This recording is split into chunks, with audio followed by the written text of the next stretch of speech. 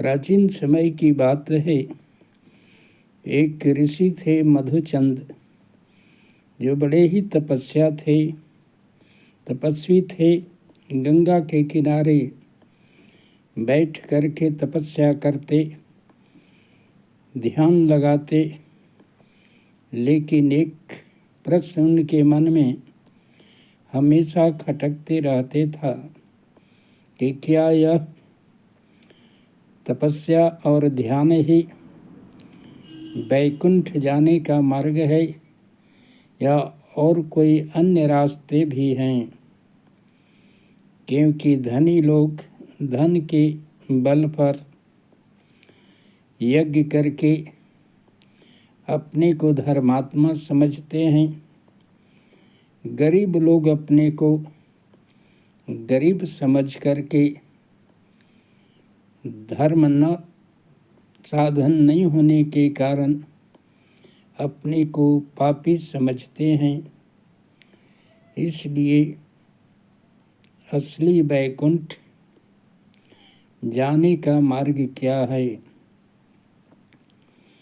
गंगा के किनारे बैठ करके भगवान से यह प्रश्न के उत्तर जानने की प्रार्थना करते हैं।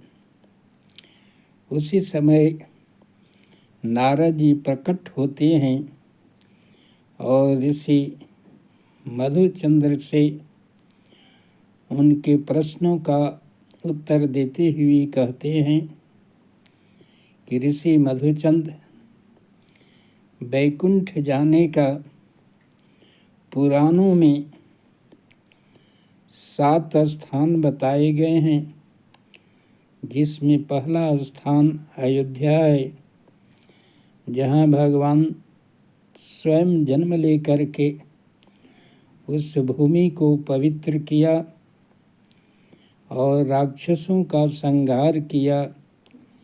इसलिए अयोध्या का दर्शन, सरयू स्नान और वहाँ राम नाम का जप करना वैकुंठ प्राप्ति का मार्ग है। दूसरा स्थान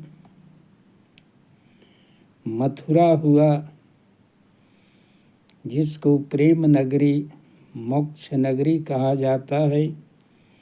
द्वापर में भगवान श्री कृष्ण मथुरा में जन्म लेकर के अनेक राक्षसों का संहार किया, भक्तों का उद्धार किया। इसलिए दूसरी वैकुंठ नगरी मथुरा है। और तीसरी वैकुंठ नगरी हरिद्वार है। उसको तो हरि का द्वार ही कहा गया है, जहाँ गंगा प्रकट हुई। इस संसार को तारने वाली गंगा हरिद्वार में ही प्रकट हुई। इसलिए हरिद्वार को हरि का द्वार कहा गया है। इसलिए हरिद्वार का दर्शन, स्पर्श और स्नान करने वाले लोग वैकुंठ के अधिकारी हो जाते हैं। तीसरी जो है वैकुंठ नगरी कांचीपुरम है, दक्षिण भारत में, जो भगवान कामाक्षी, माता कामाक्षी और भगवान विष्णु की तपस्थली है। वहाँ नगरी भी दिव्य है और वह भी नगरी जो है वैकुंठ दिलाने वाली है।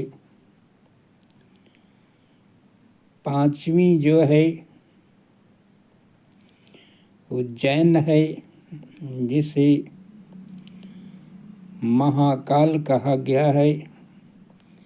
कालों के काल महाकाल हैं। वहाँ महाकाल का दर्शन करके लोग काल पर भी विजय प्राप्त कर लेते हैं। और छठी नगरी है द्वारिका, जहाँ भगवान अपना निवास स्थान बनाए और द्वारिका का दर्शन करने से ही और उस भूमि का स्पर्श करने से ही मनुष्य वैकुंठ का अधिकारी हो जाता है। और सातवां और लास्ट जो है काशी है। काशी 12 ज्योतिर्लिंगों में भगवान शिव का प्रमुख 12 लिंग माना गया है, ज्योतिर्लिंग माना गया है। वहाँ भगवान शिव राम नाम के तारक मंत्र दे करके जीव का वैकुंठ धाम की प्राप्ति कराते हैं। इसलिए काशी को त्रिशूल पर बसा हुआ कहा गया है। और संसार के विनाश होने के बाद भी काशी का विनाश नहीं होता है। इसलिए काशी को भी 7 वैकुंठ पुरियों में मोक्षपुरी कहा गया है।